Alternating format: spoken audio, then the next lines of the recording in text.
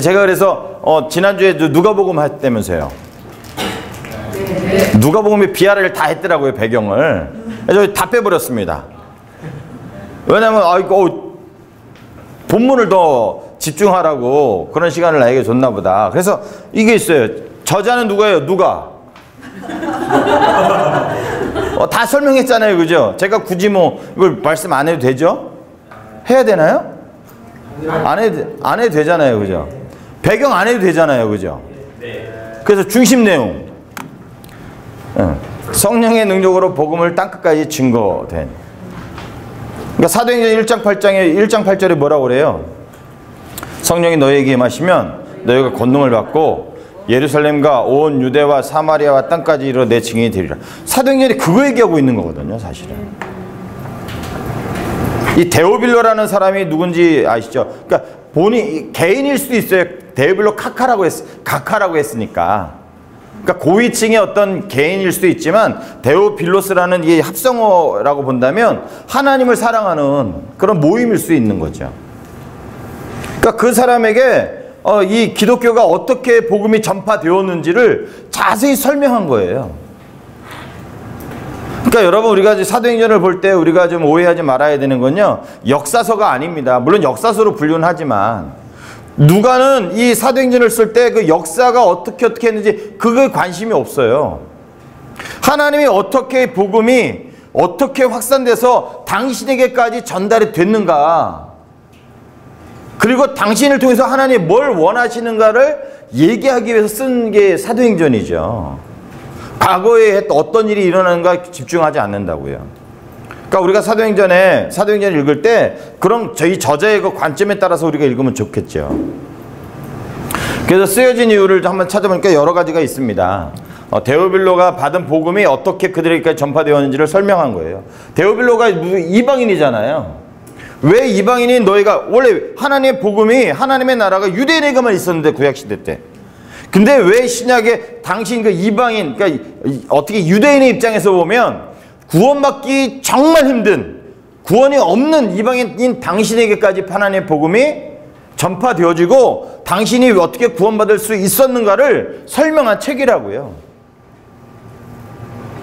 그래서 어떻게 해요? 하나님의 복음이 예루살렘에서 시작해서 계속 전파돼서 어떻게 해요? 데오빌로에까지 복음이 전파된 거죠. 그 과정을 누가복음을 통해, 사도행전을 통해서 쭉 이야기한 거라고요. 그리고 그 받은 복음이 얼마나 확실한 복음인지를. 그래서 여러분, 우리가 성경을 읽다 보면 사도행전 8장에 보면 빌립 집사, 원래 성경에는 이제 집사라는 이름은 없습니다. 빌립 집사가. 우리는 이제 7 집사라고 하지만 성경에는 집사라는 얘기는 안 나와요. 그죠? 근데 하는 일이 봉사와 구제하는 것이기 때문에 그게 이제 집사들이 하는 일이기 때문에 우리가 집사라고 부르는 거예요. 그러니까 빌립 집사가 사도행전 8장에 사마리아 땅의 복음을 전하는데 하나님의 성령이 인도하심을 받잖아요. 3번에 걸쳐서 그러거든요. 성령님이 얘기하고요, 주의 사자가 얘기하고요, 주의 영이 인도해요. 왜 그렇게 3번이나 언급을 했을까요? 물론 하나님의 그 성령의 인도함 받으며 살아야 된다 증인은 그런 얘기도 있지만, 사실은 이 베드로가 나중에 고넬료라는 이방인에게 복음을 전할 때도 어떻게 해요? 베드로가 하나님이 환상을 보여주시잖아요. 왜 환상을 보여주셨을까요? 왜? 만약 베드로가 환상을 안 봤다면 어떤 일이 벌어졌을까요? 안 갔을 거라고요, 고넬료에게. 왜요? 유대인의 입장에서는 이방인과 밥을 같이 먹을 수도 없고 복음을 전해서 구원받는다는 감히 상상할 수 없는 일이거든요. 그런데 하나님이 그 생각을 깨트린 게 뭐예요? 환상이거든요. 베드로가 본 환상. 근데 예수님이 제자들하고 공생의 시간을 보내셨을 때 주인들하고 먹고 마셨는데 왜 베드로가 그 시간들을 보내고 또 성령까지 받았는데 그 환상을 안 보면은 안 봤을 거라고. 그 죄인들이라고 할 때 개념이 좀 다른 거예요. 물론 예수님이 갈릴리에서 이방인에 가서 막 귀신 들린 사람 고치는 거 봤어요, 제자들이. 그죠? 그런데 제자들이 그 마음 가운데 유대인 입장에서 보면요, 이방인과 죄인은 구별이 되거든요. 이방인도 물론 죄인입니다. 근데 이 예수님이 죄인이라고 얘기하는 거는 유대인 사람 내에서 죄인을 얘기하는 거죠. 그러니까 유대인의 관점은, 유대인의 입장은요, 이방인은 구원이 없고요, 이방인이 구원 받으려면 어떻게 되는 거예요? 할례를 받고 율법을 지킨다는 얘기는 뭐냐면 이방인이 아니라 유대인이 된다는 얘기예요. 그래서 유대인에게만 구원이 있다고 생각한 사람들입니다, 이 사람들은. 그러니까 베드로도 사실은 고넬료가 이방인이잖아요. 이달리아 백부장. 그렇기 때문에 아마 환상을 보기 전에는 아마 안 갔을 거라고요. 물론 하나님 다르게 역사하실 수 있겠지만, 그러니까 왜 자꾸 그 환상을 통해서, 왜 빌립사를 통해서 뭐 성령님이 주의 사자가 주의 영이 인도해서 에티오피아 내시도 만나고 왜 사마리아 땅에 왜 가요? 하나님이 이방인에게 복음을 전하는 게 누구의 계획이에요? 본래 하나님의 계획이라는 거예요. 그걸 보여주기 위한 거예요. 그래서 원래 구원이 유대인에게만 있는 것이 아니라 이방인인 너에게도 하나님이 구원 얻게 하는 것, 그것이 하나님의 계획이야 라고 얘기하는 거죠, 분명히 사도행전을 통해서. 이제 그 본문을 통해서 더 자세히 한번 좀 살펴볼게요. 그래서 제가 여기 뭐 다 빼버렸습니다. 뭐 이거는 되게 많아요. 그래서 여러 가지 이유들을 본문을 통해서도 볼게요. 그리고 또 사도행전이 기독교 변증을 위해서 썼어요. 기독교 변증이라는 건 뭐예요? 야, 로마의 이 법이 접촉되지 않아. 그러니까 로마 법을 어겨서 기독교가 로마 법을 어긴다거나 그것에 대해서 반대하지 않아라는 것에 대해서 얘기하는 거예요. 왜요? 데오빌로 카카가 지금 누구예요? 로마의 관리라고요, 관리. 그러니까 로마의 만약 관리라고 생각해, 우리가 관리라고 입장이라고 생각해 보세요. 나라에서 지금요 기독교를 못하게 해요. 근데 나는 지금 거기 관리예요. 그럼 어떻게 돼요? 못하게 계속 관리를 해야겠지. 그러니까 내가 믿지 않기를 포기한다든가, 만약 그 기독교가 만약에 예수님이 기독교, 예수 믿던 이 기독교가 로마의 법에 접촉되는 거라면, 반역하는 거라면요, 믿으면 안 되는 거예요. 그죠? 그러니까 그거에 대해서 얘기하는 거예요. 이 기독교는 로마 법을 위반하지 않았다 라고 얘기하는 거예요. 결국 이 여러 개의 사건들을 통해서. 그러니까 몇 개만 얘기했지만, 베드로의 설교에 보면서 이거 뭐예요? 이 예수님이 죽은 게 뭐예요? 로마 법을 어겨진 게 아니라 단순히 종교 문제 때문에 죽었다라고 얘기하는 거예요. 그리고 안전뱅이 설교할 때마다 계속 그러죠. 그리고 누가복음에서도 그러지만 사도행전에서도 어떻게 해요? 총독에게 바울이 재판받고 예수님이 빌라도에게도 재판받고 그랬잖아요. 근데 어떻게 해요? 다 무죄 선언을 했거든요. 그러니까 기독교는 로마 법을 어기지 않는다. 왜냐하면 이 원독자에게 이게 아마 되게 중요할 것 같아요. 그러니까 그런 것들을 증명하기 위해서 사실은 썼다고요. 저게 이제 본문에 되게 많습니다. 이제 저는 이제 다 빼버렸지만, 그러니까 이건 단순히, 그러니까 고린도에서도 일어나는 일이고요. 고발당하지만 어떻게 해요? 무죄로 풀려나거든요, 바울이. 그런 사건들이 사실은 이 기독교는 로마 법을 위반하지 않았다라는 것을 얘기하는 거죠. 그게 이제 기독교 변증이라고 얘기하는 거예요. 좀 어려운 단어로. 그리고 또 바울이 사도권 변증. 여러분 이게 이 사도행전은요 60년 이후에 쓰여졌잖아요. 그러니까 누가복음이 쓰여진 다음에 쓰여진 게 사도행전이거든요. 근데 누가는 사도 바울을 늘 따라다녔던 사람입니다. 근데 바울이 죽을 때까지 계속 핍박받은 게 있어요. 뭐 때문에요? 사도라는 것 때문에요. 그러니까 예수 안 믿는 사람이 핍박하는 게 아니라 예수 믿는 유대인들을, 그러니까 모든 유대인이 아니라 어떤 사람들이죠. 그 사람들 때문에 계속 공격받았다고. 왜요? 여러분 그거 잘 생각하셔야 돼요. 바울이 예수를 믿으며 구원 얻는다고 얘기를 했잖아요. 근데 유대인들은요? 유대인들은 그러면 구원 얻는 게 아니에요. 예수 믿는 거는 2% 부족해. 그래서 어떻게 하면 구원받는 거예요? 할례를 행하고 율법을 지켜야지 구원. 그러니까 기존 유대인들이 생각을, 그 나중에 예수님 믿은 그 그리스도인들조차도 그 생각을 벗어버리는 게 되게 쉽지 않았던 것 같아요. 그러니까 베드로도 그랬으니까. 그러니까 바울이 계속 사도라고 하니까 뭐예요? 야, 네가 어떻게 사도가 되냐라고 얘기하는 거예요. 너 사도가 아니야라고 계속 공격하는 거죠. 왜? 그러니까 이 바울은 믿음으로만 구원한다고 얘기하니까. 근데 유대인들은요, 아니거든. 예수 믿을 뿐만 아니라 할례를 받고 율법을 지켜야지 구원 없거든. 근데 그 바울이 얘기하는 걸 다 반박할 수 없으니까 딱 하나만 걸고 넘어가는 거예요. 왜요? 넌 사도가 아니야. 사도가 아닌 거가 증명이 되면 어떻게 되는 거죠? 바울이 전한 모든 게 다 뭐예요? 거짓말이 되는 거예요. 그러니까 계속 이 사도권에 대해서 계속 걸고 넘어지는 사람이 많았다고요. 그러니까 이 따라했던 누가가 이 바울이 사도라는 것을 이 사도행전 쭉 역사를 통해서 계속 보여주는 겁니다. 그래서 특징은 1장서부터 12장까지는 베드로가 주로 사역을 해요. 13장서부터 28장은 바울이 사역을 합니다. 이 두 사람을 딱 비교하면요, 베드로가 한 일을 바울이 똑같이 했습니다. 죽은 사람을 살리는 것도 똑같고요.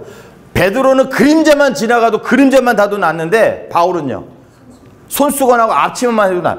똑같은 사건을 배열해 놨다고요. 그 의도는 뭘까요? 바울이 베드로 못지않은 사도다라는 것을 얘기하는 거예요. 그게 이제 사도권 변증인 거죠. 그러니까 아마 이 누가는 사도 바울을 따라다녔던 사람이기 때문에 자기 스승인 이 바울을 변호하는 거죠. 그러니까 사도행전을 통해서 사도 바울이 맞다라는 것을 계속 이제 나중에 이제 계속 본문을 보면서 계속 볼 겁니다. 그리고 성령의 능력과 증인된 삶을 살기 위해서. 그러니까 증인들이 예수님의 그 성령을 받은 증인들이 어떠한 삶을 살았는가. 결국 그 얘기는 뭐예요? 데오빌로 너도 그렇게 살아가야 된다라고 얘기하는 거잖아요. 그래서 우리가 많은 분들이 설교하잖아요. 사도행전 28장에 어정쩡하게 끝나버리잖아요. 그죠? 그럼 그 다음은 누가 채우라고요? 데오빌로 네가 채우라는 얘기인 거죠. 그러니까 그래서 이 성경을 읽다 보면 베드로가 성령에 충만해지는 게 나오고요. 스데반 집사가 성령에 충만해서 나오는 그게 여러 번 나옵니다. 그래서 증인된 삶을 살려면 어떻게 하는 거예요? 성령의 충만함을 받아야 되는 거예요. 그게 이제 사도행전 1장 8절의 얘기잖아요. 그러니까 하나님의 증인된 삶을 살아야 되는데 우리가 어떻게 하면 증인된 삶을 살아가는 거예요? 성령의 충만함을 받을 때 우리가 가능하다는 겁니다. 그러니까 우리 힘으로 능력으로 하는 게 아니라 뭐예요? 주님의 능력으로. 그래서 베드로가 감옥에 갇혔을 때요, 말을 잘 못, 예수님이 그랬잖아요. 야, 너희가 앞으로 내 감옥에 갇힐 건데, 감옥에 갇히고 핍박을 당했는데, 너희가 무슨 말 할지 걱정하지 마. 내가 다 알게 해줄 거야. 정말 그 말씀처럼 뭐예요? 베드로가 감옥에 갇혀서 이 공의 앞에 딱 얘기하는데, 막 벌벌 떠르고 막 두려워해야 되는데 어떻게 해요? 성령이 충만하니까 당당하게 얘기하거든요. 스데반 집사는요, 지금 돌에 맞아 막 그때에 성령이 충만해가지고 어떻게 해요? 순교당한다고요. 그러니까 성령이 충만할 때 우리가 증인된 삶을 살아갈 수 있다라는 것을 얘기하는 게 이제 사도행전인 거죠. 그래서 여러분 사도행전에 많은 원리들이 나옵니다. 그래서 우리가 그 원리대로 살아가면 우리도 저런 삶을 살아갈 수 있는 거예요. 증인된 삶을. 저건 이제 본문을 통해서 우리가 같이 한번 좀 살펴볼게요. 그 다음에 이제 구조입니다. 구조. 사도행전은 좀 전체 그림, 우리가 전체 구조를 여러분 잘 보셔야 되는 게 뭐냐면 전체 그림을 보고 이렇게 숲을 볼 때 우리가 더 자세히 볼 수 있어요. 숲만 바라보면요 전체 그림을 못 보거든요. 그러니까 전체 그림을 바라보고 이렇게 딱 들어가면 지금 이게 우리가 어디 가고 있다라는 것을 좀 잊어버리지 않을 수 있습니다. 근데 사도행전은 좀 쉬워요. 그죠? 전체 구조가. 그러니까 사도행전 1장 8절에 예루살렘과 유대와 사마리아와 땅까지 딱 완전히 구분이 났어요. 그죠? 그래서 1장부터 7장까지는 예루살렘에서 사역. 그리고 이 예루살렘에서 사역에서 이제 스데반 집사가 순교함으로 인해서 어떻게 해요? 예루살렘에 머물러 있었던 그들이 흩어지게 되죠. 흩어졌다가 8장부터 12장까지는 유대와 사마리아의 복음이 전파됩니다. 그리고 유대와 사마리아에서 땅끝까지 전파되는데 여기도 또 사건이 하나 나와요. 어떤 사건이요? 야고보 사도가 죽습니다. 그러니까 여기서도 우리 잘 보셔야 돼요. 하나님의 복음이 여기서 다른 데로 지나가는데 넘어가는데 그냥 넘어간 게 아니라 가운데 뭐가 있는 거예요? 스데반 집사가 죽고 야고보 사도가 죽은 다음에 복음이 확산된 거예요. 왜 그랬을까요? 그래서 저거 봤을 때 여러분 우리가 고난이 오고 박해가 있고 핍박이 왔을 때는요 하나님이 더 뭐 하시는 거예요? 그거를 통해서 하나님이 더 역사하시는 거예요. 그러니까 아마 이거죠. 예루살렘에만 머물려고 하니까 하나님의 복음이 막 흩어져서 전 세계까지 퍼지는 게 하나님의 계획인데 예루살렘에만 머물려고 하니까 하나님이 어떻게 해요? 흔들어 버린 거예요. 누굴 죽여서? 스데반 집사를 죽여서요. 그러니까 어떻게 해요? 흔드니까 뿔뿔이 흩어졌어요. 뿔뿔이 흩어졌는데 어떻게 해요? 흩어져서 끝난 게 아니라 오히려 사마리아에 가서 복음을 전하고 안디옥에 가서 안디옥 교회를 만들고 막 사람들이 그런다고요. 그래서 여기서 또 한 번 흔들어요. 그죠? 야고보 사도가 죽으니까 어떻게 해요? 또 이제 땅끝까지 하나님의 복음이 전파되어지는 거죠. 그러니까 하나님의 여러분 그래서 우리가 예수 믿는 사람들은요 핍박이 오고 고난이 오고 박해가 오고 어려움이 왔을 때 그게 끝이 아니라는 거예요. 하나님이 그것을 통해서 뭘 하시는 거예요? 더 큰 하나님의 역사, 더 큰 하나님의 나라, 더 큰 하나님의 일들을 이루시기 위해서 우리를 흔드는 것 뿐인 거죠. 그래서 우리가 내가 지금 막 상황이 어려워, 환경이 어려워, 여러분 염려할 필요 없습니다. 그래서 우리를 바라보는 게 아니라 누구를 바라볼 때야? 하나님을 바라볼 때야. 그거에 사도행전이 그거 가르쳐주는 것 같아요. 성령이 충만하면 되는구나 우리는. 그러니까 우리가 하는 게 아니라 누가 하시는 거예요? 하나님이 하시는 거거든요 사실은요. 그런데 간혹 가다 보면 우리가 잊어버릴 때가 있어요. 하나님이 하시는데 마치 내가 하는 것처럼. 그러니까 내가 하는 것처럼 하니까 어떻게 해요? 여러분 우리 마음이 좀 신실하면 죽을 때까지 변하지 않았으면 좋겠어요. 그죠? 근데 우리 마음은요. 하루에도 한 몇십 번씩 감정이 기복이 심하잖아요. 하나님이 나와 함께 하는 것처럼 느낄 때도 있지만 하나님 나와 함께 하잖아요. 그럴 때도 느낄 때도 있고요. 그러니까 우리 감정을 의지하는 게 누구를 의지하면요. 하나님 의지하면 하나님이 하실 거라니까요. 지금 이것을 통해서 그렇게 얘기하고 하나님이 하시는 겁니다. 그래서 이 사도행전의 주인공은 사람이 아니에요. 누구예요? 하나님의 하나님. 하나님 변함없이 하나님 일을 하십니다. 근데 거기 쓰임받는 사람은요. 달라져요. 그 얘기는 뭐냐면 하나님은 지금도 일하시고 역사하시는 분이시라는 거예요. 우리도 사도 바울처럼 베드로처럼 하나님께 쓰임받을 수에 있다는 겁니다. 우리가 하나님만 바라보면요. 그러니까 사도행전에서 성령이 충만할 때 우리가 성령 충만하면 되는 거죠. 그렇게 보셔도 되고요. 그래서 요 말씀들을 한번 잘 보시죠. 6장 7절, 9장 31절, 12절. 요게 요약적 진술이거든요. 요약적 진술이 뭐냐면 여태까지 쫙 얘기하고 그 결과로 한마디 뚝 얘기하는 겁니다. 그러니까 예루살렘에서의 사역, 부흥하고 흥했다. 뭐 이런 얘기들이 쭉 있어요. 이게 요거만 얘기해도 사실 이렇게 나누셔도 좋으실 것 같아요. 그리고 1장부터 12장까지 베드로 중심으로. 그리고 13장부터 28장까지 바울. 그러니까 요거를 통해서 뭐 하는 거예요? 베드로와 못지않은 사람이 바로 바울이다 라고 얘기하는 거죠. 그리고 또 교회가 시작되고 교회가 어떻게 확산됐는가 이렇게 좀 보실 수도 있죠. 그러니까 우리가 저렇게 큰 그림으로 우리가 한번 좀 보시면 좋을 것 같아요. 또 이렇게 볼 수 있습니다. 이야기 하나 하고 6장 7절. 이야기 2개 하고 요건 아까 요약적 진술이 있죠. 그 중심으로 이렇게 자른 겁니다. 그러니까 이게 하나님의 복음이 어떻게 흥황하게 되었는가를 계속 보여주는 사건들이죠. 그래서 이야기 단위를 설정하고 이야기 연결고리 역할을 하고요. 갈등 구조의 마무리와 새로운 갈등이 시작하는 걸 이렇게 좀 볼 수 있는 거죠. 그러니까 그렇게 큰 그림을 보시고 우리가 좀 사도행전 우리 본문으로 좀 들어갔으면 좋겠습니다. 그러니까 사도행전은 좀 크게 세 덩이로 예루살렘, 유대와 사마리아 땅까지 그렇게 복음이 전파된다는 거 그렇게 구조로 가져가시면 좋을 것 같습니다. 자, 우리 그럼 본문으로 들어갈까요? 아, BRI가 짧으니까 좋네요.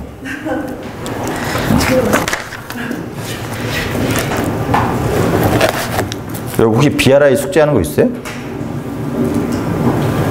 원독자 상황 있잖아요. 원독자 상황은 제가 얘기 안 해도 되죠? 누가 보면서 했다면서요. 그죠? 이방인이고, 그죠? 하나님 복음이 어떻게 전파되었는지, 그리고 기독교가 지금 많은 사람들이 믿고 있는데, 데오빌로라는 사람 믿고 있는데, 지금 상황이, 환경이 이 사회 전체적인 기독교에 대한 호의적인가요? 아닌가요? 호의적이진 않아요. 그러니까 이 데오빌로라는 사람에게 하나님의 복음이 정말 확실하고 너희가 구원받은 게 맞고, 그리고 그것을 통해서 기독교는 로마에 대해서 반대하지 않는, 그걸 고민할 필요 없다라는 것에 얘기하는 게 사실 사도행전인 거죠. 그런 관점으로 좀 보시면 좋을 것 같아요. 자, 우리 사도행전 1장 1절부터 우리 4절까지 같이 한번 읽어볼까요? 우리 5절까지 같이 한번 읽습니다. 시작. 데오빌로요, 내가 먼저 쓴 글에는 물은 예수께서 행하시며 가르치기를 시작하신부터 그가 택하신 사도들에게 성령으로 명하시고 승천하신 날까지를 그가 고난받으신 후에 또한 그들에게 확실한 많은 증거로 친히 살아계심을 나타내사 40일 동안 그들에게 보이시며 하나님의 나라의 일을 말씀하시니라. 사도와 함께 모이사 그들에게 분부하여 이르시되 예루살렘을 떠나지 말고 내게서 들은 바 아버지 약속하신 것을 기다리라. 요한은 물로 세례를 베풀었으나 너희는 몇 날이 못되어 성령으로 세례를 받으리라 하셨느니라. 예. 여기 어떻게 보면 사도행전에 어떻게 누가복음과 사도행전을 연결하는 연결고리죠. 아, 이건 아까 제가 설명해 드린 거예요, 그죠? 그리고 그러니까 이 사도행전에서 박해가 많으면 많을수록 어떻게 하나님의 역사가 큽니다. 근데 박해가 없는 곳에서는요, 하나님의 역사도 별로 없습니다. 그러니까 내가 고난이 많으면 많을수록 어떻게 해요? 실망하고 좌절할 필요가 없다는 거예요. 왜? 하나님의 역사가 더 크다니까요. 더 큰 하나님을 경험할 수 있다니까요. 큰일 났네요, 여러분. 더 고난이 올 텐데 어떡하나. 근데 이게 하나님의 원리죠, 그죠? 제가 쓸데없는 거를 좀 많이 넣습니다, 그죠? 요거는 좀 설명할게요. 나중에 PPT 드리나요, 안 드리나요? 그러니까 요거 설명해 드릴게요. 이게 뭐냐면 설명해 중에 이게 뭐야라는 것을 얘기하는 거예요. 1장부터 8장까지 요렇게 세 단락으로 구분되어 있습니다. 그래서 저는 이제 처음에 요거 예수님의 승천과 오순절 성령 강림을 시작할 겁니다. 그 얘기예요. 이게 나중에 PPT 보면 이게 뭐야? 그러지 마시고요. 그래서 예루살렘에서 증인된 삶 1장부터 8장 1절까지 한번 보십니다. 그래서 1장과 2장 47절은 예수님의 승천과 오순절 성령 강림, 어떻게 보면 교회가 시작된 사건들을 얘기하고 있죠. 그래서 그거에 대해서 얘기하려고 하는 겁니다. 그래서 1장 1절부터 1장 5절까지 누가복음과 그러니까 누가복음 끝날 때 부분과 사도행전이 시작되는 부분이 거의 어떻게 해요? 거의 비슷합니다. 그죠? 그래서 1장 1절에 보면 데오빌로 내가 먼저 쓴 글은 뭘까요? 누가복음이죠. 그러니까 누가복음의 내용이 이거예요. 무릇 예수께서 행하시며 가르치기를 시작하신부터 그가 택하신 사도들에게 성령으로 명하시고 승천하신 날까지를 기록한 게 누가복음이다 라고 얘기하는 거죠. 그러니까 예수님의 승천 사건이 끝나잖아요. 그리고 그 다음에 사도행전은 무슨 얘기하는 거예요? 그가 고난받으신 후에 또한 그들에게 확실한 많은 증거로 친히 살아계심을 나타내사 40일 동안 그들에게 보이시며 하나님의 나라의 일을 말씀하셨다. 그러니까 승천 이후에 40일 동안 하나님의 나라의 일을 말씀하셨습니다. 그러니까 여러분 40일 동안 쟤들하고 같이 있었는지 모르겠어요. 뭐 다른 데 갔다가 오시기도 하시니까. 근데 40일 동안 부활하시고 이 세상에 있었는데 하신 게 뭐예요? 하나님의 나라의 일을 가르쳤다는 겁니다. 그러니까 결국 예수님의 관심은 뭐라는 거예요? 하나님의 나라라는 겁니다. 그럼 여러분 하나님의 나라가 뭘까요? 예수님의 관심은 하나님의 나라래요. 그리고 예수님이 딱 시작하시면서 어떻게 해요? 하나님의 나라를 선포하고 시작하시거든요. 그래서 우리의 관심은, 제자들은 그러면 우리가 이 나라를 회복할 때가 이스라엘을 회복할 때가 이때입니까? 그러니까 제자들의 관심은 현실이잖아요. 현실. 그러니까 제대로 똑같잖아요. 우리도 내가 하나님을 믿고 하나님을 섬기지만 내 관심은 늘 어디예요? 내 가족, 내 직장, 내 현실상 그거거든요. 근데 예수님이 지금 뭐라고 얘기하는 거예요? 예수님의 관심은 하나님의 나라라는 겁니다. 하나님의 나라. 근데 하나님의 나라가 뭘까요? 그러면 하나님의 나라. 이거는 저기 헬라어의 데오스에서 하나님이에요. 그래서 약자로 이렇게 하나님을 이렇게 많이 쓰거든요. 이렇게 하면 이거 하나님이구나라고 하시면 됩니다. 하나님의 나라. 여러분, 하나님의 관심은 뭘까요? 그러면 우리가 얼마나 잘 사나? 얼마나 건강한가? 얼마나 돈 많이 벌고 행복하게 살아? 하나님 그런 관심이 있을까요? 관심이 있겠죠. 아버지인데. 관심이 없다면 웃기잖아요. 하나님이 나야 아무런 관심 없어. 오직 그냥 하나님의 너 너무 편협하지 않나요? 관심이 있을 거라고요. 내가 어떻게 살아가는지, 내가 어떤 걸로 고민하는지 관심이 있을 거예요. 근데 그 관심보다 더 앞선 건 뭐예요? 하나님의 나라. 왜 하나님의 나라에 관심이 많을까요? 하나님이요. 그래서 먼저 그 나라와 그 의를 구하라. 그러면 뭐예요? 이 모든 것을 어떻게 하시겠다고요? 여러분 그 말씀 하셨잖아요. 너 현실에 고민하지 마. 염려하지 마.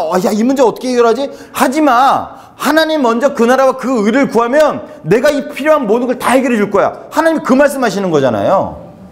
그러니까 하나님이 내 현실에 관심이 없다는 게 아닙니다. 내 현실에 관심이 있어요. 내가 어떻게, 여러분이 아버지가 자기 자녀가 어떻게 살아가는지, 무슨 문제로 고민하는지, 혹시 얘가 없어서 굶진 않은지 관심이 없는 아버지가 어디 있겠어요. 그러니까 도와줄 수 있으면 다 도와주죠. 근데 그거보다 이게 딱 부딪혀서 얘기하는 건요, 앞으로 어떻게 살 것인가 관심이 있으니까 자꾸 그러다 보니까 이제 트러블이 생기고 문제가 생기는 거죠. 그러니까 본래의 마음은요, 아버지의 마음은 그런 것까지 다 관심이 있다고요. 그러니까 하나님도 우리에게 관심이 있어요. 근데 더 중요한 거는 우리가 먼저 그 나라와 그 의를 구하면 이 모든 건 다 내가 줄게 라고 하시는 거죠. 여러분, 이 하나님의 나라는요, 우리가 그래서 하나님의 관심이 하나님 나라에 있습니다. 우리 한 사람 한 사람을 향한 관심도 있지만 하나님의 궁극적인 건 하나님의 계획 같은 하나님의 나라예요. 그래서 이거를 우리가 창세기부터 우리가 좀 하나님의 뜻을 우리 한번 보면 좋을 것 같아요. 여러분, 이 하나님의 나라가 이 생성되기 전에 어떤 모습이었죠? 창세기 1장에 보면 혼돈하고 공허하고 흑암 가운데 있었습니다. 이게 창조 이전의 세계예요. 그리고 하나님의 영은 수면을 운행하셨다고 이렇게 얘기하죠. 하나님이 6일 동안 창조하셨는데요, 뭐 하셨을까요? 6일 동안 사실은 혼돈하고 공허하고 흑암 가운데 있는 것을요 바꾼 게 창조 6일 동안입니다. 뭐 하신 거예요? 혼돈했던 세상을 질서를 부여했어요.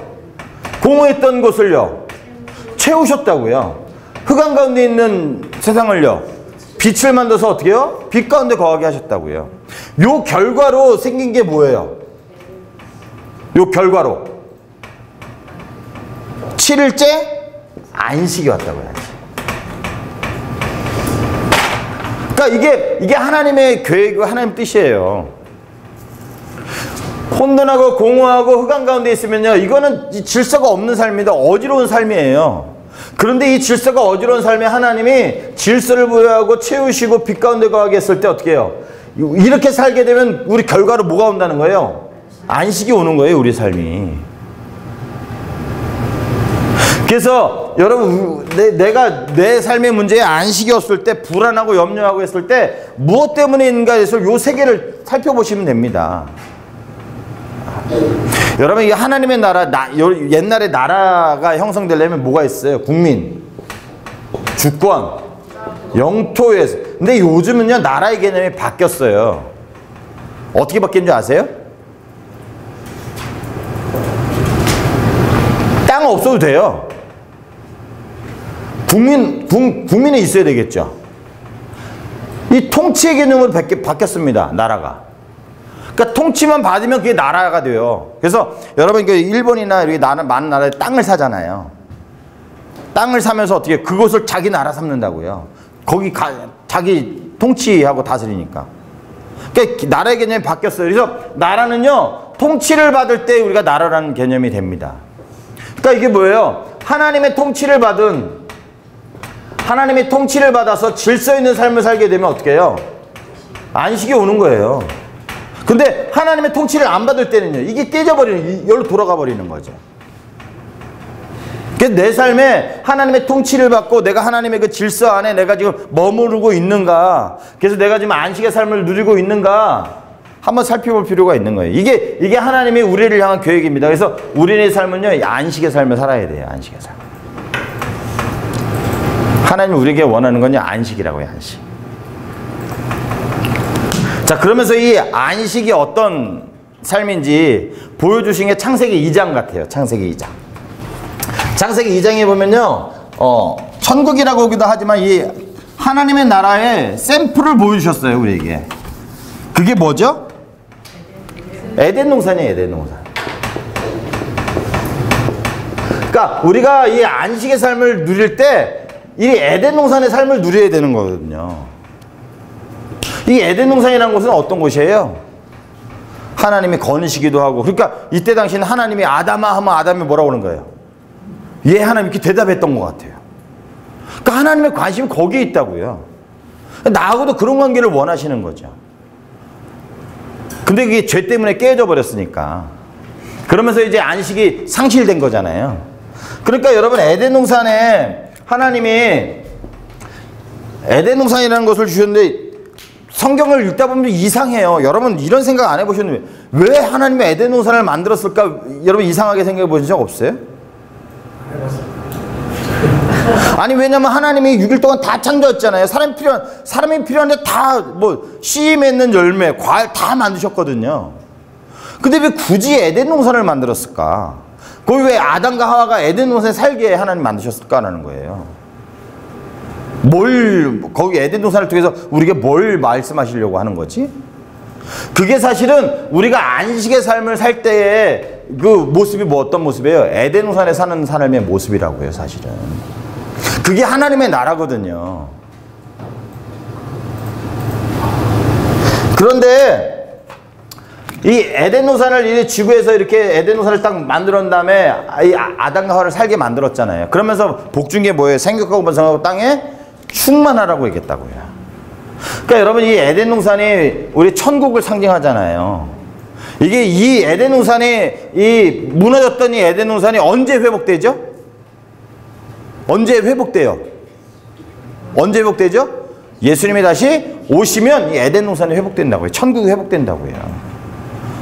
그러니까 우리가 천국 하면은 우리가 뭐 황금길 있고 뭐 보석 주렁주렁 달려 있고 그렇게 설명을 하잖아요. 여러분 전 그런 생각 안 해보셨는지 모르겠습니다. 천국에 보석이 주렁주렁 달리면 무슨 뭐가 달라질까요? 길이 황금길이래요. 와, 천국은 와, 길이 황금길이래. 황금길하고 우리 길하고 무슨 차이인가요?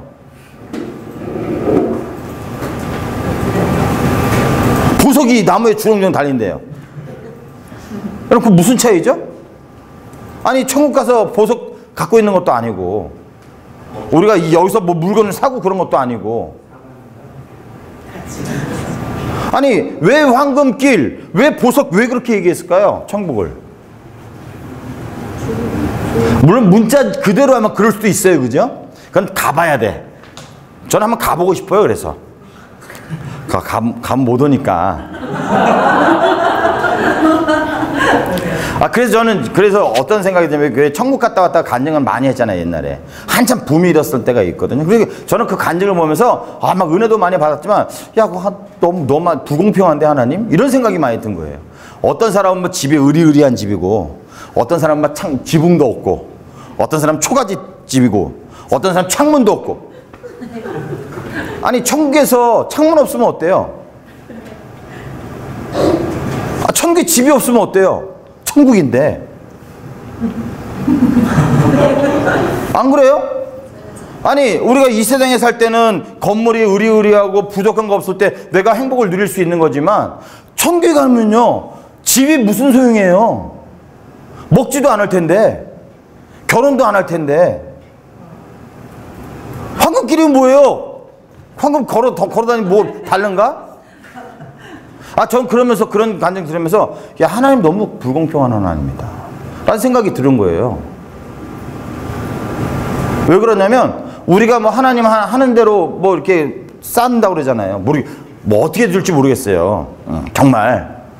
근데 저는 이제 영광의 면류관, 바울이 그러잖아요.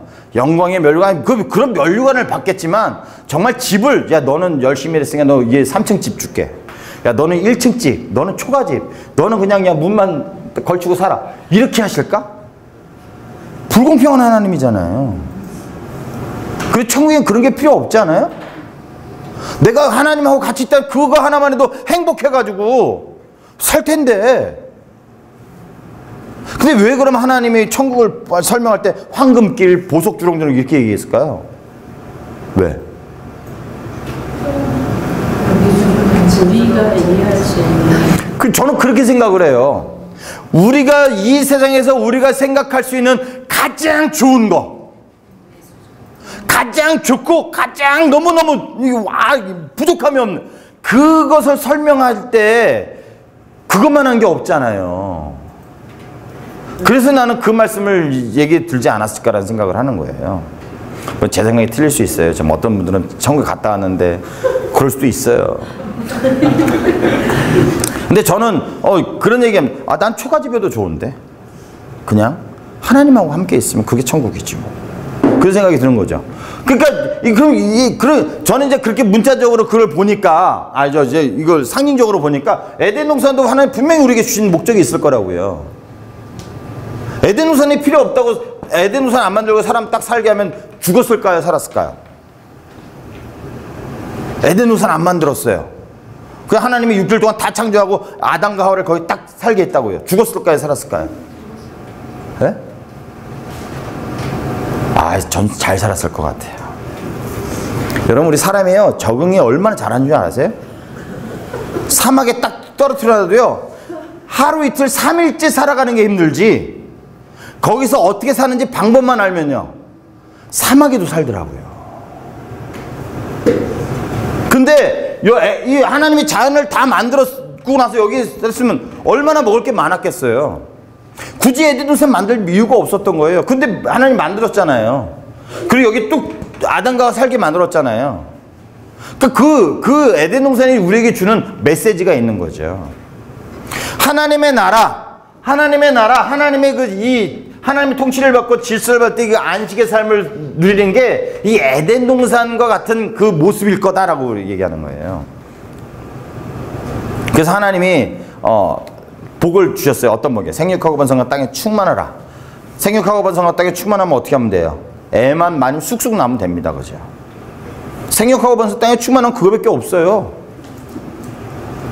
근데 놀라운 건요. 이 산고의 고통이 어떻게 해요? 창세기 3장에 죄진 다음에 고통이 어떻게 해요? 많아졌다고요. 그 얘기는 뭐예요? 죄를 안 졌다면 애기 낳는 게 어려운 게 아니라는 거예요. 얼마나 좋아요, 그죠? 에덴 동산에 부족함이 없잖아요. 이게 요즘 시대에 애기 낳으라고 얘기하면 애기 안 낳잖아요. 왜 안 낳아요? 애기 한 명 낳아가지고 키워서 이렇게 하는데 얼마나 돈이 많아야 되는데 뭐 그런 아이가 안 나와요, 그것 때문에. 근데 에덴 동산은요 부족한 게 없어요. 모든 게 넉넉하다고요. 애기를 뭐 100명, 200명이라도 다 먹고 살아요. 아무런 염려가 없는 거예요. 거기에 또 하나님 복을 주셨어요. 얼마나 애기를 잘 낳았을까요? 딱 임신만 딱 하면 10개월 동안 있는 게 좀 힘든 거죠. 한번 힘만 쭉 하면 이게 우쑥 나오고요. 그러니까 하나님이 이 에덴 동산을 통해서 계획하신 게 그거였을 거라고요. 근데 한번 잘 생각해 보세요. 에덴 동산이 몇 평이 되는지 모르겠어요. 우리는 평에 관심이 있는데 성경은 평에 관심이 없잖아요. 얼마나 많이 큰지 모르겠어요. 근데 이게 뭐 시간이 지나서 한 10년, 20년, 100년 하면 여기 다 찰 거 아니겠어요? 그럼 어떻게 될까요? 딱 다 찼어요, 에덴 동산에? 그럼 어떻게 해요? 야, 비상 회의. 우리 에덴 동산이 더 꽉 차가지고 더 이상 애기 산하 제한. 애기 나면 그랬을까요? 아니라고요. 애기를 계속 낳았을 거예요. 애기를 계속 낳은 다음에 어떻게 했을까요? 야, 지금 여기 너 살 수 없으니까 저쪽에 가. 여기는 정말 뭐가 있는지도 모르는데. 그랬을까요? 부모님들이? 같이 살았을 거라고요. 그럼 어떤 일이 벌어지죠? 어떤 일이요? 여기 에덴 동산인데 여기까지가 이게 점점 어떻게 해요? 넓어지면서 이 땅을 어떻게 만들려고 했을까요? 사람들이 에덴 동산처럼 만들려고. 왜냐면 자기들에게 경험되고 학된 거는 에덴 동산이라고요. 그래서 이 땅이 넓어지면 넓어져서 그 땅을 에덴 동산처럼 만들려고 했을 거라고요. 그러면 하나님의 계획은, 그러니까 죄를 짓기 전에요. 죄를 져서 이게 계획이 깨어진 거잖아요. 그러니까 죄를 짓기 전에 하나님의 계획을 우리가 살펴보는 거예요. 언제까지 그러면 에덴 동산이 확장되는 걸 원했을까요, 하나님이? 언제까지? 지구 전체요. 하나님의 계획은요, 본래 하나님의 이게 다 하나님의 에덴 동산 되는 거예요. 이게 본래 하나님의 계획이었다고요. 근데 이게 뭐 때문에 막힌 거예요? 죄 때문에 막힌 거예요. 죄 때문에 깨진 거라고요. 그러니까 하나님이 이 에덴 동산, 하나님의 나라를 향해서 이 세상을 향한 하나님의 그 뜻, 처음부터 가졌던 계획은 이 온 세상을 에덴 동산 만드는 거예요. 하나님의 통치와 질서를, 하나님 통치를 받아서 질서의 삶을 살아서 안식의 삶을 누리는, 이게 하나님의 나라예요. 하나님의 나라거든요, 이게. 그러니까 이 예수님이 40일 동안 하나님의 나라 일을 가르쳤다고 하잖아요. 그러니까 하나님의 나라가 뭔지 이렇게 가르쳤어요. 야, 하나님의 통치를 받아서 그 질서의 삶을 살고 이런 삶을 살 때 안식의 삶을 누리는 것. 안식의 삶을 누리는 게 뭐예요? 하나님이 건이시고 하나님이 야 선호야 하면 예 하나님 이렇게 얘기하고 친밀함이 회복되어지고, 그렇게 할 때 어떻게 에덴 동산처럼 모든 문제는 있을지언정 내 마음이 요동하지 않냐는. 그래서 여러분 빌립보서 4장 6절에 7절에 보면 뭐라고 얘기하나요? 야, 아무것도 염려하지 말고 뭐 하래요? 기도와 감사함으로 어떻게 너희 구할 것을 구하래요. 그러면은 그 다음에 뭐라고 말씀하셔야 돼요? 그럼 내가 너 기도를 채워주겠다, 응답하겠다라고 해야 되잖아요. 근데 뭐라고 말씀하시죠? 그리스도 예수 안에서 우리의 마음과 생각을 지키신대요. 그게 뭐예요? 우리의 마음과 생각을 지키는 게 안식이에요, 안식.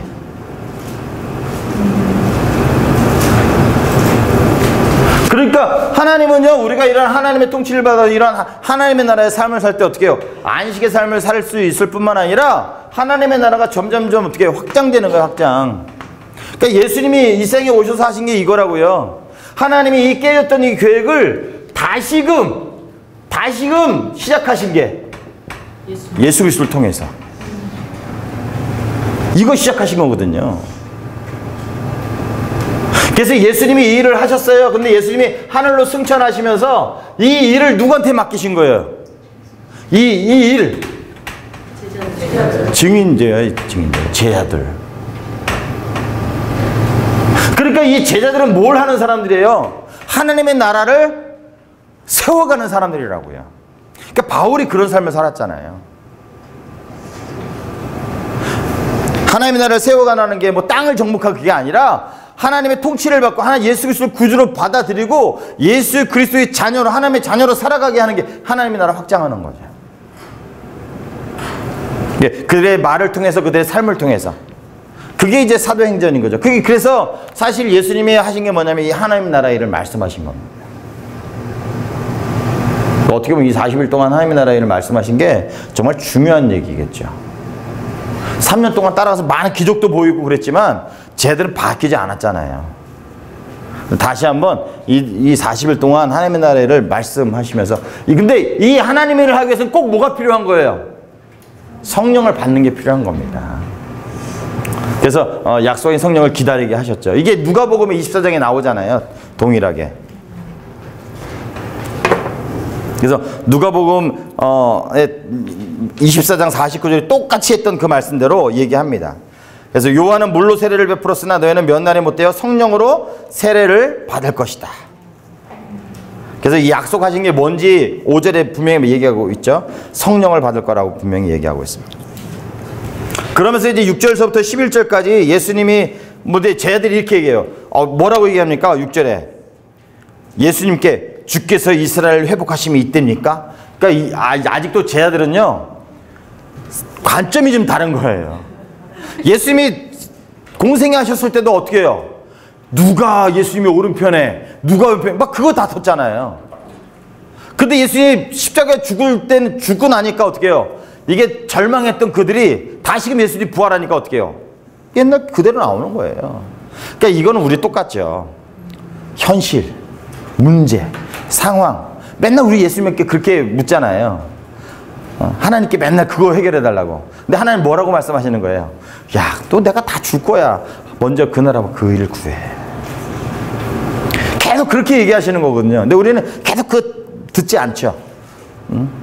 내 것만 얘기하니까. 그러니까 예수님 뭐라고 얘기하십니까? 그 얘기에 야, 때와 시기는 아버지께서 자기 권에 두셨어. 너희가 상관할 바가 아니야.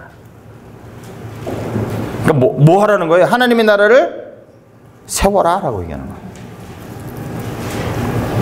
그러면서 이제 1장 8절랑 같이 한번 읽어볼까요? 시작. 오직 성령이 너희에게 임하시면 너희가 권능을 받고 예루살렘과 온 유대와 사마리아 땅까지로 내 증인이 되리라. 예수님의 관심은 여기에 있다고요. 성령이 임하시면 너희가 권능을 받고, 여러분 성령이 임하시면 권능을 주는데요. 두나미스, 다이너마이트 같은 폭발력 있는 게 우리한테 온다는 것이죠. 그렇게 될 때 어떻게 해요? 예루살렘과 유대와 사마리아 땅까지 이르러 내 증인이 될 수 있다는 거예요. 그러니까 우리가 하나님의 일을 할 때 가장 필요한 건 뭐예요? 성령이 충만한 거라고요. 여러분 우리 하나님의 일은 우리가 하는 게 아니라 하나님이 하시는 거예요. 그래서 제가 이 사도행전의 주인공은 사람이 아니라고 하는 거예요. 성령님. 근데 성령님이 들어쓰시는 사람, 성령이 충만한 사람이 어떤 사람들이냐라고 하는 것을 우리가 한번 살펴볼 필요가 있죠. 그럼 저도 그렇게 되면 저도 성령이 충만해질 수 있는 거잖아요.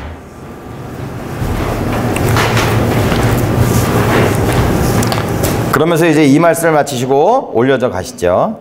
그래서 9절부터 11절까지 이제 올려서 가신 얘기 쭉 나옵니다. 올라가실 때 제자들이 자세히 하늘을 쳐다보고 있는데 흰옷 입은 두 사람이 그들 곁에서 이렇게 얘기하죠. 갈릴리 사람들은 어찌하여 서서 하늘을 쳐다보느냐? 너희 가운데서 하늘로 올려지신 이 예수는 하늘로 가심을 본 그대로 오시리라. 이게 다니엘서에도 또 이렇게 예언되어 있잖아요. 그래서 우리가 여러분 걱정하지 않는 건요, 언제 예수님이 오시냐 걱정하지 않으셔도 됩니다. 요즘에 인터넷이 발달해가지고요. 인터넷이 발달해가지고 예수님이 오시는 그 순간 어떻게 해요? 아마 방송하는 사람이 있을 거라고요. 그래서 이 세상 모두가 다 볼 수 있는 거죠. 염려하지. 그러니까 언제 제가 어렸을 때도 말세라고 그랬어요. 말세는 언제부터 시작되는지 아세요? 말세는 언제부터 시작됐을까요? 예수님이 오시고 나서부터 말세가 시작된 겁니다. 그러니까 여러분 우리 할아버지 때도 말세라고 그랬고요. 요즘은 또 그러잖아요. 우리가 죽기 전에 예수님 다시 그렇게 얘기하시는 분들도 있잖아요. 그럴 수도 있고 안 그럴 수도 있어요. 우리가 그때 언제 오시나 중요한 거 아니고요. 바로 내가 오늘이 중요한 거죠. 내가 오늘 하나님 말씀대로 성령에 충만해서 증인된 삶을 살면 어떻게 해요? 예수님 오시면 당연히 내가 가는 거죠. 그러니까 우리가 그런 데 관심을 두지 말라고 예수님 말씀하시는 것 같아요. 너희가 때와 시기는 관심 두지 마. 예수님 오신다 그러면 여러분 바뀔 거예요? 여태까지 이렇게 살았는데 예수님, 이제 한 달 뒤에 예수님 오신다 그러면 바뀌겠죠.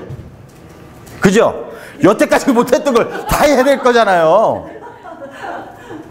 근데 예수님 그렇게 말씀 안 하시거든요. 그 얘기는 왜 말씀 안 하실까요? 우리 사람을 너무 잘 아시는 것 같아요. 사람을요. 밤에 도적같이 오신다고 말씀하신 게 사람을 너무 잘 아시는 거죠. 여러분 그런 생각 안 해보셨어요? 예수님의 죽기 전에만 믿으면 된다니까. 여러분 그런 생각 안 해보셨나? 난 해봤는데 저는 내 마음대로 사는 거예요. 근데 딱 죽기 전 1시간 전에 어떻게 하는 거예요? 예수님 용서해 주십시오. 내 마음속에 그러면 구원 받을까요? 근데 저는 그렇게 살다가 1시간 전에 그렇게 예수님을 받아들일 수가 없다고 저는 생각을 하거든요. 그러니까 받아들여도 형식적으로 받아들이지 진짜 내 삶의 주인으로 받아들일까? 그 강도 만난 그 예수님 좌우편에 강도들 있잖아요. 그러니까 한 사람이 예수님 믿었을 때 나관에 있다라고 얘기하는 게요, 일리가 있는 거예요. 받아들일 수 없는 상황입니다. 그거는요. 십자가에 죽는데 지금 십자가에 죽고 있는데 누가 받아들이겠어요? 근데 그 믿음이 정말 진짜 믿음인 거죠. 근데 저는 그런 생각을 했어요. 그러니까 나는 이제 내 마음대로 살다가 죽기 1시간 전에. 근데 언제 죽을 줄 알아요? 그러니까 그거는 말이 안 되더라고요. 그러니까 우리가 예수님 언제 오시냐 관심 둘 이유가 없고요. 지금, 바로 지금이 중요한 거죠. 지금 내가 하나님 말씀대로 순종하면서 아무 염려 없잖아요. 자, 12절서부터 14절까지 한번 보십시오. 120명이 감람원이라는 산으로부터 예루살렘에 돌아왔습니다. 이 산은 예루살렘에서 가까워 안식일에 가기 알맞은 길이랍니다. 여러분, 안식일 동안에 요거는 좀 설명해 드릴게요. 요건 세례 요한의 1장 5절 성령과 세례, 요게 누가복음에 그대로 나오거든요. 그래서 예수님이 어떻게 해요? 물 세례와 성령 세례를 받을 때 어떻게 해요? 예수님의 사역이 시작됐습니다. 그럼 여기는요, 성령과 세례를 받을 때 이게 사도행전 2장에 성취가 되잖아요. 성령과 세례, 물 세례를 받으면 어떻게 해요? 제자들이 사역이 시작되는 거죠. 그 얘기하는 거예요. 그러니까 예수님이 했던 그 모습 그대로 어떻게 해요? 제자들도 똑같은 과정 맞는 거예요. 그 얘기는 우리도 똑같은 과정을 밟아야 된다는 거죠. 우리도 성령 충만해지지 않으면요, 하나님 일을 하기 쉽지 않은 거죠. 그래서 여러분이 기도원에 갔다 보면 막 금식하고 오면 수련회 하고 하면 3일 동안 살잖아요. 3일 동안 은혜 가운데 살 수 있잖아요. 왜요? 성령 충만하거든요. 근데 나을 때 딱 되는 순간 다 잊어버리죠. 옛날로 돌아가잖아요. 그러니까 성령 충만한 거는 이 한 번이 아니라 어떻게 맨날 성령 충만함 받을 때 하나님의 복음을 선포하고 하나님의 증인된 삶을 살아갈 수 있는 거죠. 그러니까 저거는 이제 1장 5절의 이 말씀은 저거를 보여주기 위해서 지금 예수님이 하신 것 그대로 제자들도 저렇게 받는 것을 얘기하고 있습니다.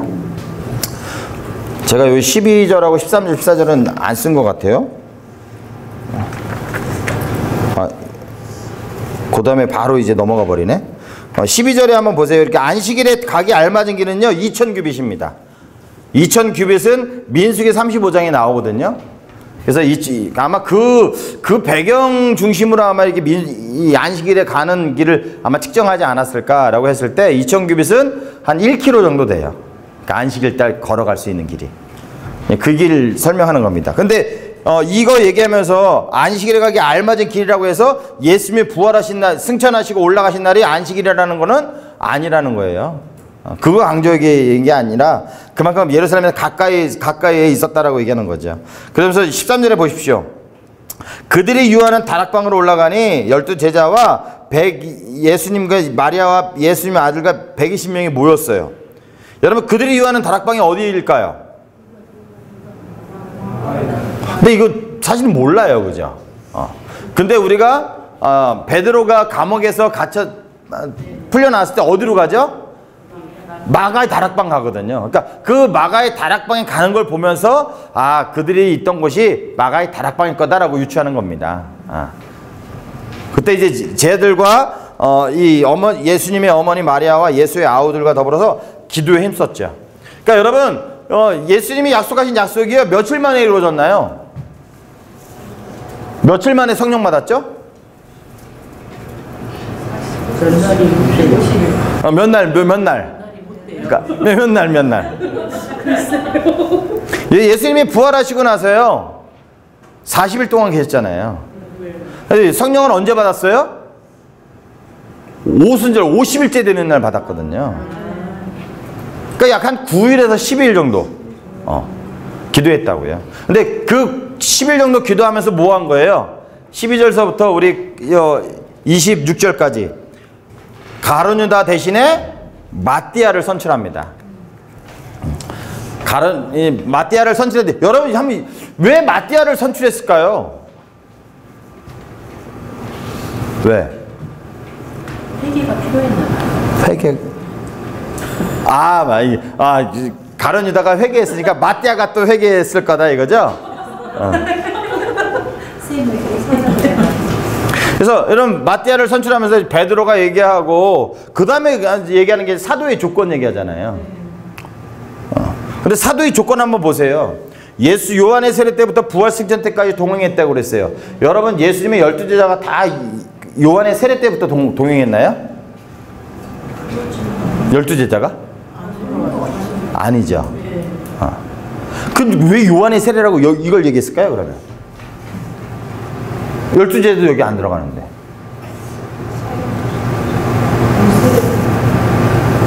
그리고 또 뭐예요? 사도가 뭐 하는 일이에요? 예수께서 부활하신을 증언하는 거예요. 그러니까 사도가 하는 역할이 뭐냐면 예수님의 부활을 증언하는 거예요. 그리고 요한의 세례 때부터 예수님을 따라갔던 사람이라고요. 근데 저는 저거를 왜 요한의 세례 12제자도 다 저렇게 안 들어가는데? 베드로, 야고보 그럼 몇 명밖에 안 들어가잖아요. 마태는 아니잖아요. 세례였던 마태. 왜 그럼 요한의 세례부터 얘기했을까라고 생각을 했는데 제가 얻은 결론, 제 결론이에요. 이 12명 다 여기에 소속되지 않는다. 몇 명은 여기 부합하지만 대부분 사람들이 여기에 소속되지 않는다. 그 얘기는 뭐예요? 사도 바울도 여기에 포함되지 않는다. 그러니까 사도 바울도 사도가 될 수 있는 거예요. 그죠? 왜 대부분 사도들이 여기 또 포함되지 않으니까요. 근데 뭐 해요 지금 바울이? 부활을 증언하잖아요. 그거 얘기하기 위해서 저 조건을 얘기하지 않았을까? 뭐 이제 개인적으로 제가 생각한 거지만 뭐 다른 의도가 있는지 모르겠어요.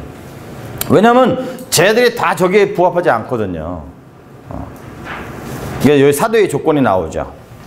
그러면서 이제 후보가 바사바라고도 하고 요셉이라고도 유수도라고 하는 이 사람하고 마띠아가 붙어요. 여러분 이게 그 그리스 로마 시대에는요. 그 사람이 잘 나가는 사람인지 보려면요. 뭘 보면 알 수 있어요? 이름을 보면 알 수 있습니다. 그래서 여러분 아마 이게 그리스 로마 신화나 그리스 뭐 로마인 이야기나 쭉 보면요. 시저 케사르라는 이름이잖아요. 근데 그 앞에 쭉 많아요. 누구 시저 이래요. 그러니까 로마인들의 이름은요. 앞에 그 아버지 그 귀족 다 쓴다고요. 그러니까 이름이 화려하면 화려할수록 어떻게 해요? 가문이 좋고 잘 나가는 사람입니다. 그러니까 이거 보면서 뭐예요? 바사바라고도 하고 요셉이라고도 하고 별명 유스도라고도 하는 요 왜 얘기했을까요? 아마 이 사람 좀 그래도 잘 나가는 사람이지 않았을까? 근데 다른 사람 또 마띠아 딸랑 한마디 해요? 근데 하나님이 누구를 선택하시죠? 마띠아 선택했다는 거예요. 그러니까 하나님의 사람 선택은요. 빈부의 격차 어떤 자격 없다는 거예요. 근데 웃기죠. 마띠아가 여기서밖에 등장하지 않습니다. 다른 성경은 눈을 씻고 찾아봤는데 없어요. 특히 왜 뽑았을까 그럼? 뽑지 말지. 왜 뽑았을까요 그러면?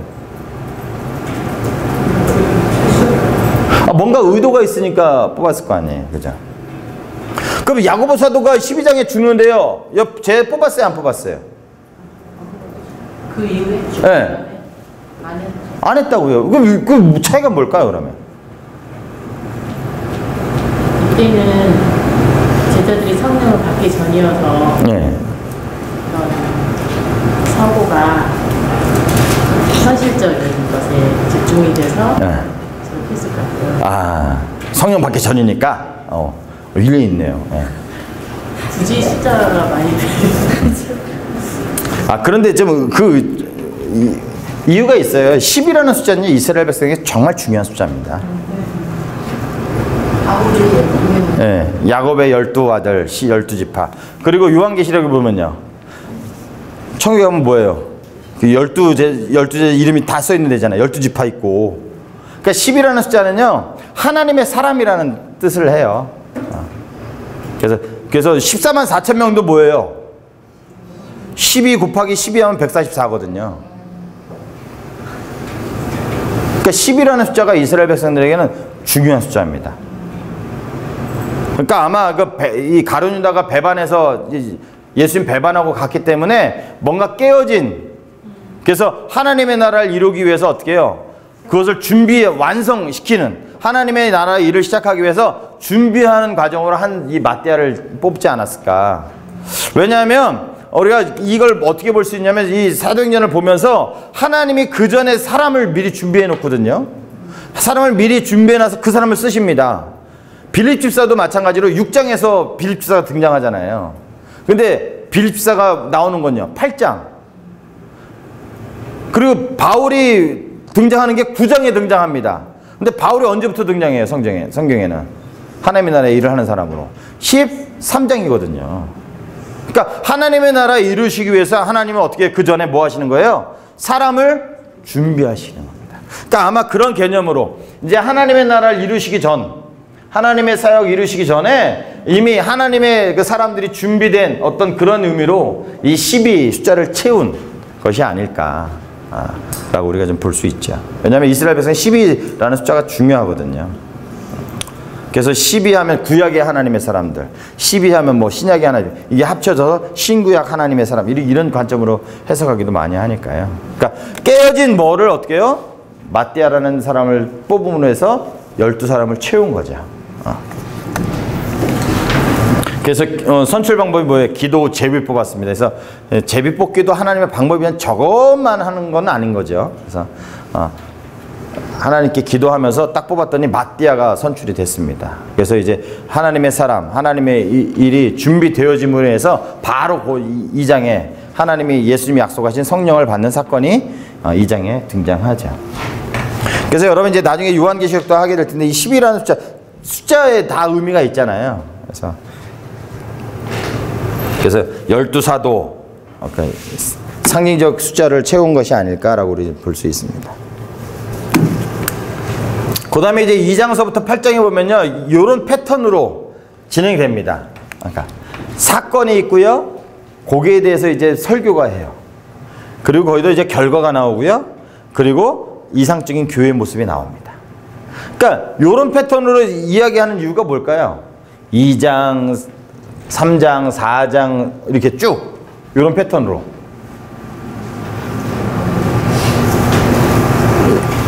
이게 좀 외우기도 쉽고, 그죠? 하나님의 이게 성경에서 계속 얘기하는 게 뭐냐면, 그러니까 계속 이런 패턴으로 계속 얘기하는 게 뭐예요? 사람들이 우리는 지금 사도행전을 책으로 읽지만 신약 시대 사람들은 어떻게 읽었을까요? 주로 얘기 듣지 않았겠어요? 얘기 들은 걸 이제 누가가 이제 다 완성해 놓은 것이니까. 그러니까 이런 패턴으로 얘기 들으면요, 쏙쏙 잘 들어왔을 거라고요. 그래서 2장부터 8장까지 계속 이런 패턴으로 계속 똑같이 진행하죠. 그래서 우리 하나하나 한번 좀 살펴보겠습니다. 그래서 사건이 일어나면 또 이제 뭐 거기에 대해 설교하고 성장하고 또 이렇게 사람들이 이상적인 교회의 모습들이 언급이 계속되죠. 한번 보겠습니다. 자, 2장 1절서부터 40절 성령 강림 사건입니다. 현상이 일어났어요. 2장에 보면 오순절 날에 이르렀습니다. 여러분, 왜 오순절 날 성령이 임했을까요? 왜? 오순절날. 오순절이 구약의 유대인 사람들인데 어떤 의미인지 아세요? 오순절. 과거에 어떤 일이 났을까요? 오순절에. 여러분, 이스라엘 백성들은요, 도시뿐만 아니라 그 절기 그런 게 다 중요하잖아요. 왜 중요하죠? 역사적인 의미가 있습니다. 그래서 여러분, 그 6월절, 오순절 그런 것들이 그냥 생겨난 게 아니라 과거의 어떤 사건 때문에 그 절기가 생긴 거거든요. 그럼 오순절은 무슨 사건이 있었을까요? 이스라엘 백성들에게 이 오순절이 정말 중요한 사건이거든요. 에피파네스. 이거 배우셨네요? 그건 이제 수전절. 성전을 회복하고 깨끗하게 수전절이고요. 이 오순절은요. 유월절 다음 지난 50일째 되는 날이잖아요. 이 구약의 아주 중요한 사건인데요. 이스라엘의 율법을 받은 날이 오순절입니다. 그러니까 애굽에서 나와서 어떻게 해요? 시내산에서 하나님의 율법을 받은 날, 하나님의 임재를 경험한 날, 그날이 오순절입니다. 그러니까 이스라엘 백성들의 이 오순절이 되게 중요한 의미인 거죠.